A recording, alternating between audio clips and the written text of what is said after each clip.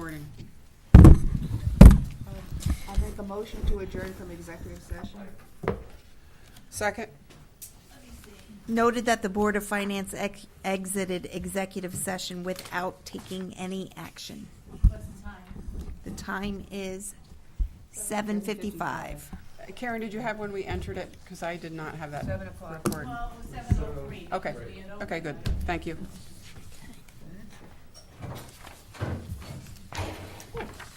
We have visitors. Okay, let me find my agenda.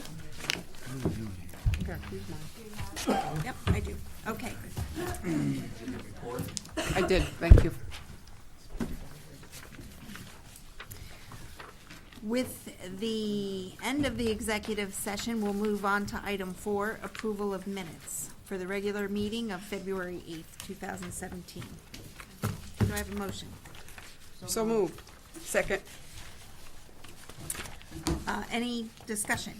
I don't know if it's appropriate me to vote or not, since I was here for half. You can abstain. I can approve the half, yeah, okay. That's fine. But I do have, 6-1. Karen, I'm sorry, I do. You were here. I- Yeah, that's what I'm saying, I still can vote. approve the, Yeah.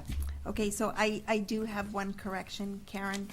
On page 3, the motion number 3, the vote was 5-1-0, motion passed.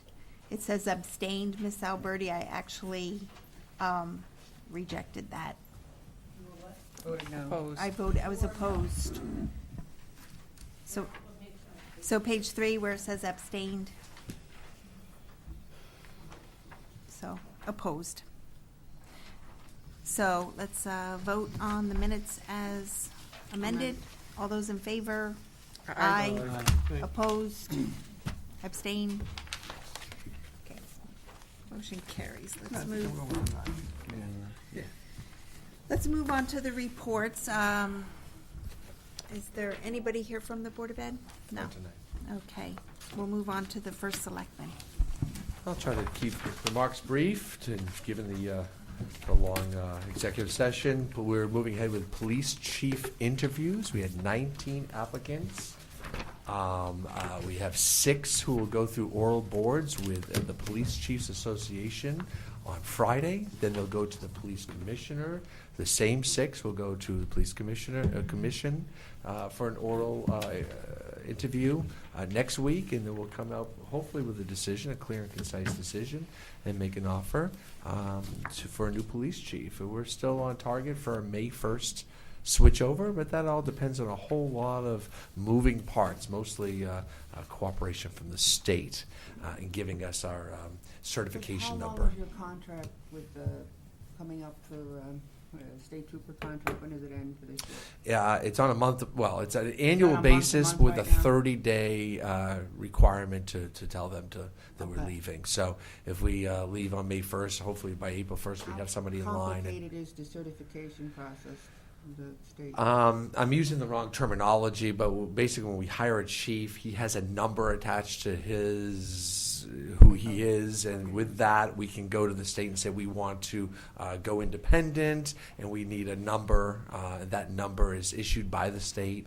Ledyard, it took quite a while for whatever reason. Again, one office is across the hall from another, and it took months. So what happened when that happened? Did they have to keep the state trooper?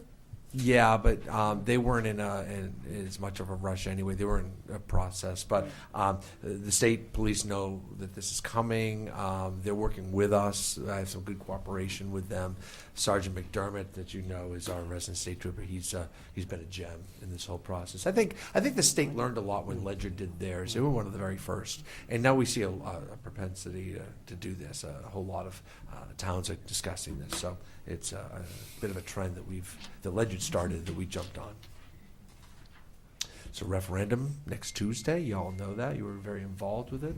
It's set for next Tuesday. It there will, absentee ballots? I'm sorry? Is there absentee ballots there? Absentee ballots are available at the clerk's office. People can come in and sign for them, or they can have a designee pick one up. We're not mailing them out, but Can we, they can be like, picked up. come in and fill it out and then get the ballot at that time? Yeah, I don't know how the clerk, but yes, they're available. Yes, if you're not in town that day, you can vote now, and that is available. The debt service on this project is about a $1 million increase. There is a flyer that I read from a parent group saying no mill increase, and that's just wrong. Of course, you can't borrow $37 million to build, to rehab 3 schools and not expect your taxes to go up. We talked about that in our town meeting, that it represents about a $1 million increase on average over 20 years. You all know that. Of course, that's all things being equal. Other things could happen, like some of the other school debt is coming off the table in the next couple of years.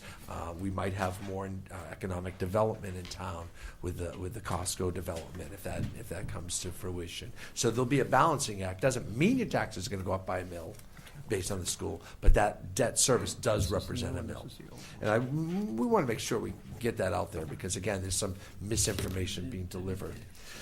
Since we last met, I've gone to COST meetings, which is Council of Small Towns, COG meetings, which is up in Norwich, our area, our county, if you will. 2 CCM meetings. I've met with the state reps on, obviously, the budget. The governor's budget, which was dead on arrival before he even left the podium. I think that was determined, but what's being crafted up there. I've also met with First Selectman yesterday at CCM talking about what are they going to do? What's the plan? Because we're going to settle on a mill rate.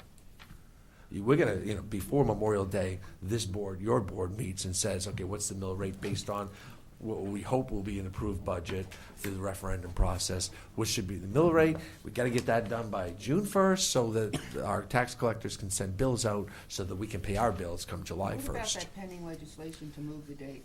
It doesn't matter because we got to get our mill rate done. And if they don't settle on a mill rate on their state budget, including state aid cuts, until June or July, they could always go extended session. We might not know.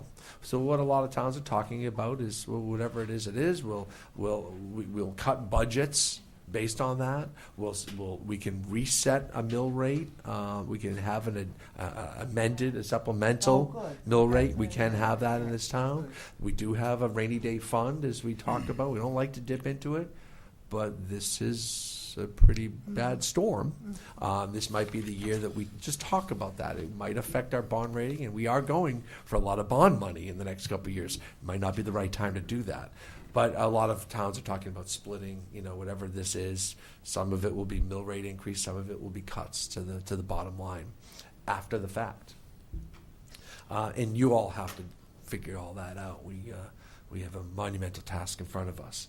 I met with the East Lyme Ambulance Association last night, which is probably more of a daunting task than you folks. We have a great relationship with them. Our guys, they're volunteers. We provide an outstanding service, but we need to document what they give back for the use of our 7 firefighters during the day that we pay wages, benefits, workman's comp, all the costs associated with 7 employees that ride the ambulance 80% of the time during the day. What is that cost? What is I need a concrete cost there. What are they giving back? Because they give a lot. They buy in a lot.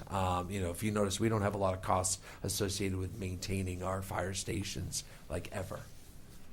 These guys live there, So, but we're going to talk about that. We're going to talk about that relationship, an adult conversation. I didn't go in there threatening. I don't need this, or I'm going to start charging your rent for using our people and using our space. But an adult conversation. So more to come on that. More to come on the fire study. Before you ask, I have not gotten the final result. They are busy working on it. They have met with the departments over and over again. They're trying to bring their report down to a finish product. I wish I could tell you it's here today. It isn't. But when we get through the budget process, I'm confident we'll have something in front of us so we can start talking about what we're going to do with the fire departments in the future.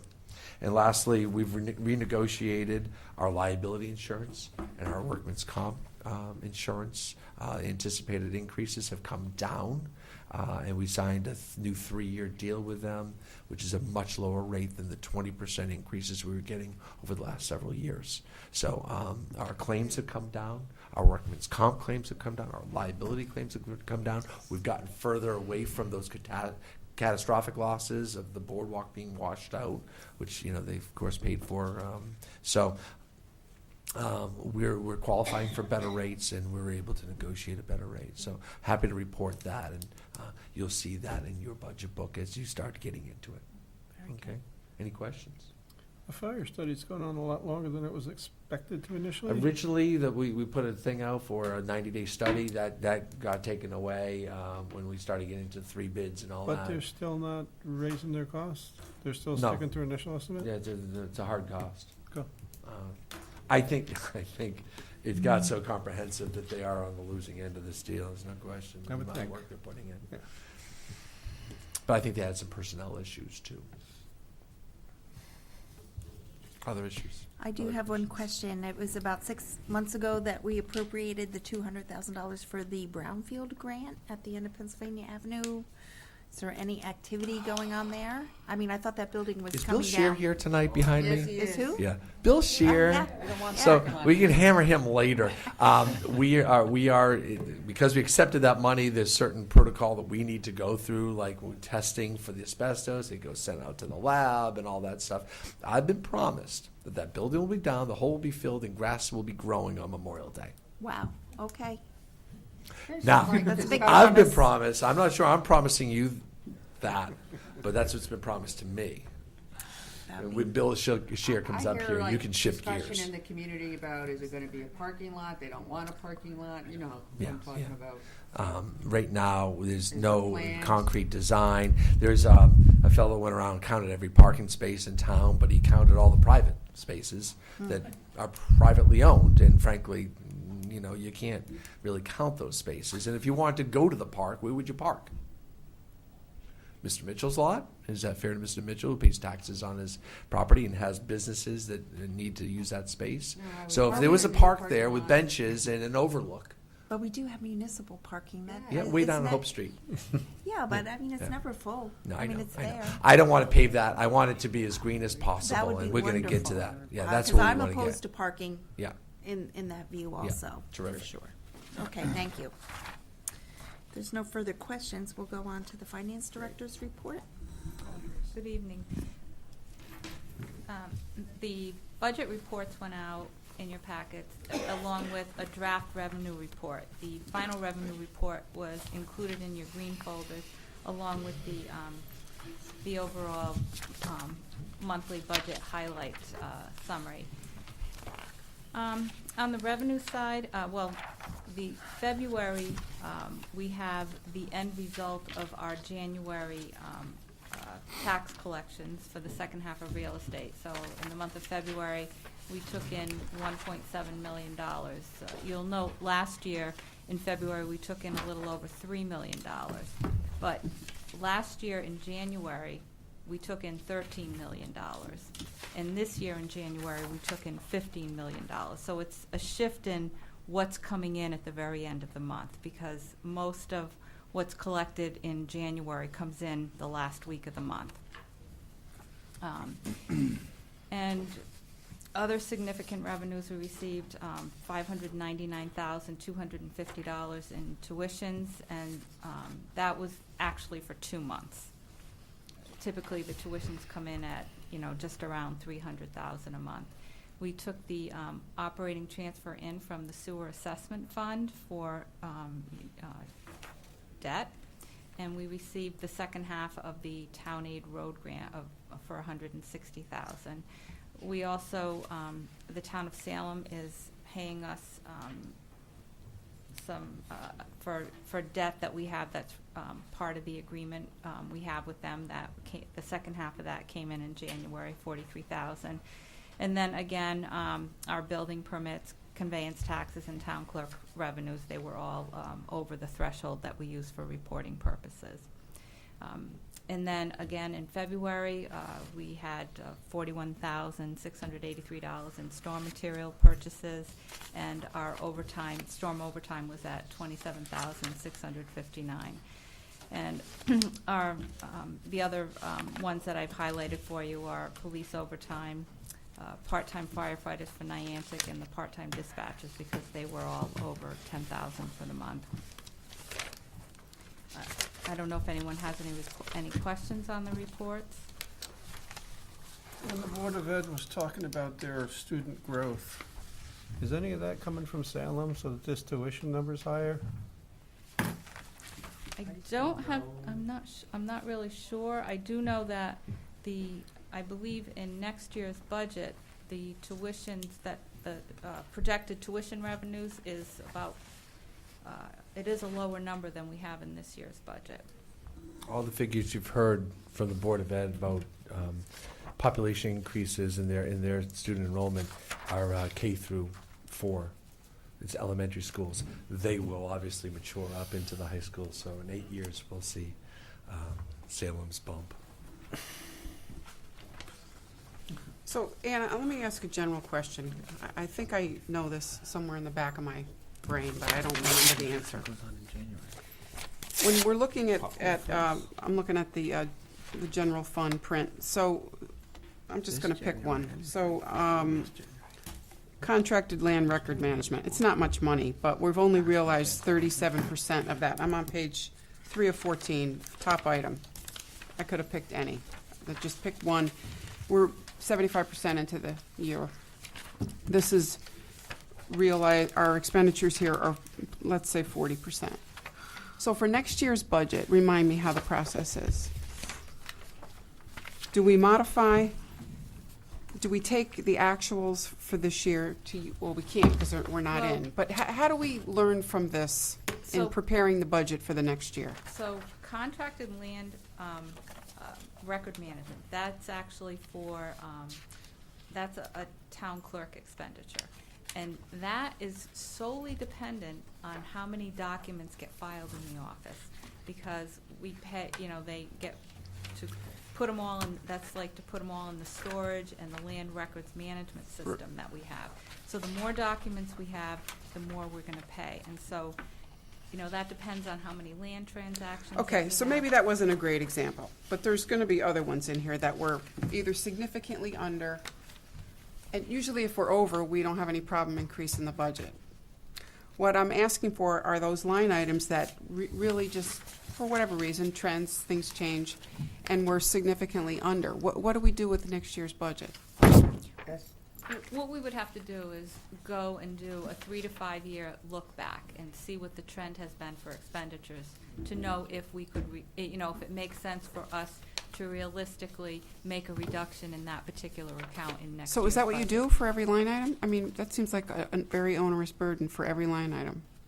It depends on the department, and we rely on the department heads to do that in Okay. terms of their own particular budgets. But like, for example, Department 114, which is where the legal fees are. Mhm. I have a comprehensive spreadsheet. I go back 10 years for legal fees, and I look at it, and I do various averages to come up with what the best estimate for the upcoming fiscal year is going to be. Okay, So it's you have to. for some of the larger budgets. Exactly. Okay. All right, so that makes sense. So overtime highway, I'm seeing we're almost eating through that whole thing, right? 92% we've expended. And we just, and I that. know it's winter and all well, that, but The overtime, are you talking about the storm overtime or the regular no, overtime? regular overtime. So the regular overtime is related to the overtime that we pay to keep the transfer station open on Saturdays. And we know that we had planned to make a change in the way that we staff the transfer station, and that has not come to fruition yet. And we, in this year's budget, We we had actually reduced made a it reduction that we were based gonna, on that. we were gonna make that happen, and it Okay. hasn't happened yet. So that's the issue there. And in speaking with our Public Works Director, he's gonna find a way to make covering that account within his budget without coming back Okay. for Um, additional money. Police overtime, I think you touched upon that a little bit. It's up, but I mean, And we've almost eaten through that budget too, right? And we are expecting to come back for a request from contingency into that account. And if you do remember, when we put the budget together for this year, rather than increasing the account, we increased what we put in contingency, and we said, well, okay, we're not just gonna give the police the money, we're gonna make them come back and Okay, yes, I justify. do remember that. Thank you for reminding me now. Okay. I think that might have been all I had. Yeah, thank you. I have a couple of learning curve questions. On the police, it says resident trooper, we're 98% spent. Does that mean? Got a check. We don't. Oh, pay him. okay. Check to the Okay, state. so it's not to him, okay. Page 9. Okay, and I assume that's the same thing with the pension that we maxed out, it's a flat, okay. Good question. Remind us Asking. again, Mark, what the overlap will be, because we pay in arrears, Yeah, correct? so. So what- is that 6 months, or? So it's a full year that we are in arrears. So if we get out in May 1, we'll only have to pay for 10 months of this year. And we've been scrambling to try to get this done quicker to save money in that sense. Yeah, so in your budget book, when we get to the police department, you're going to see that we have a police chief cost. We also have a resident state trooper cost. Unfortunately, we're going to spend a year paying for both. And that's our way out of this contract. It is there are services that we have used, and way back a long time ago in the 50s, we didn't spend money for a year. There is a plan. Well, when we get into the budget book, we'll get into details, but we're going to use some of this year's contingency, what we've estimated might be left over, and pay for some of that resident state trooper, which costs that will be due on July 1st. Pay for it this year. Pay in advance. Since we're actually using the services this year, we find that that's probably the most appropriate use. And that would be a way to knock down our budget a little bit if it's $50,000. If it's, I think it's 45 right now. What was the number we decided on? We'll get to that in the budget, but we're going to use some of this year's contingency since it's sitting out there to try to knock down next year's budget by paying a little bit forward on the resident state trooper. Peter, did you have another question? Takes the I'm bite out. sorry, No, I didn't mean to interrupt. No, I got it. I slipped it in there. Are you, Anna, are you still anticipating about a $460,000 shortfall in revenues? Has it gone up, down? You know what, there was a $10,000 shift in the month of February. At the end of the month of February, there was a $10,000 shift. It actually went up Again? 10,000 to 475 Oh. instead of 465. But a lot of that, I mean, your building department revenues, some of those revenues, you know, it's Sporadic. and There's hope still to recover some of that? there could be. We got, I think, a little slack happy there. Okay. Joe warned us. All right. And I just wanted to also mention, in your green folders was, Camille had sent a request to me to include for you the employee counts per department. And so, I mean, it was kind of like at the last minute, so I looked at what we had and I found a few things that I made changes to, so it may be, you know, That's this, right? exactly, yes. Shouldn't our payroll system be able to spit out the numbers pretty quickly? It wouldn't, No. No, okay, bad question. All Okay. right. And then also, you had asked for the trial balances, so I ran them for all of our funds for you. All right, I'll bite. What's the trial balance? It just lists it's a list of all of our, It's a snapshot in the time? status of our funds. So So- it lists all of the balance sheet accounts, which are. Just balance sheet, it's it's not the- P&L accounts on here, correct? Well, it's all the cash accounts and the Yeah. assets and the liabilities. So that's what. So it's everything? It's everything, yeah. Okay. So that's for all the funds that we have. So this way, if we could get this going forward each month, we can see when we appropriate funds out of a certain fund, say CNRE 32, for example, we'll be able to see that the balance is shifted downward because of the appropriation that we made. Mm-hmm. So that's why I kind of wanted to, How often do you run the trial balance? But Once see, a the month? problem is timing? that shift, that only happens at the end of the year when you close out the funds, because when we make the appropriations, we're doing balanced revenue and expenditure accounts, and so at the end of the year, when we close out the control accounts in the trial balance, it nets it out of the fund balance. Okay, I'll figure that out when we get there. Okay. Inside baseball Okay. Okay. Any For other, this, for this employee roster, sorry, a little tired. If there's no number in the left-hand column, it's one person, and if there's a number in the left-hand column, that's how many people's? Yes. Okay, the maintainer 6 kind of thing kind of caught me off guard, but that's the labor grade as a maintainer 6, Correct, maintainer correct, 4. Yeah, right. okay. Yeah, like, I didn't think you would want, like in the police department, like with all the different, they're all the same position, so it didn't make sense to have, a line, because But that's, we can look at police department, 280,000 overhead, we can look at how many people are in the department Right. and get a feel for. yes. Are they on here? By average, it's only so many grand a Police year, it's department. really not as big as it feels like, because Should it's be. by individual Right, they should, kind of right. thing. Oh, down here. Okay, thank you. all set? Yep. Okay.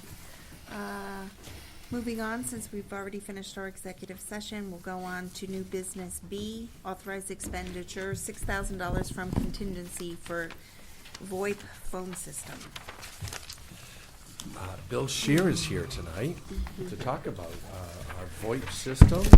This is changing phones at the town hall. It's been a capital expense that we put on that CIP plan for many years, carrying a $40,000 or $50,000 balance. And in today's world of VoIP phones, you don't have to buy phones and buy systems and buy the computers that go on the wall and all the blinking lights.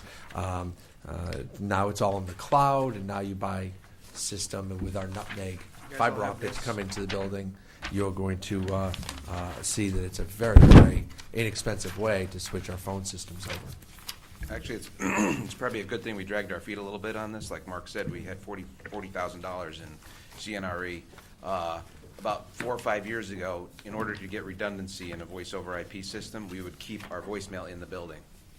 Now, technology's gotten a little bit better. We have the Nutmeg network, which is our fiber state network, which is very good. We've had it for over 2 years now. It's never gone down. So we have the fiber network, and you can have cloud-based voicemail now that's relatively reliable. We've waited this long so that make sure everything was reliable enough for us to move to the system, and we feel we're there now. And with a cloud-based voice-over IP or cloud-based voicemail system, we no longer need the stuff downstairs. And they've actually gotten to the point where we actually need nothing downstairs. We just buy a phone, put it on our desk, connect it up to our internet. Actually, the way it works is our internet comes in out of the wall, goes into the phone, then it goes from the phone into the computer. Would that And put messages on your cell phone when you're out on the road if someone you can calls? you can have your phone forwarded right to your cell phone. It has, our system is over. You've seen the phone in the back of the room here. Our system's over 20 years old. This is all very new to us. It's exciting. So we started with 4 vendors. We wanted big, reliable companies, and we worked our way down to 2.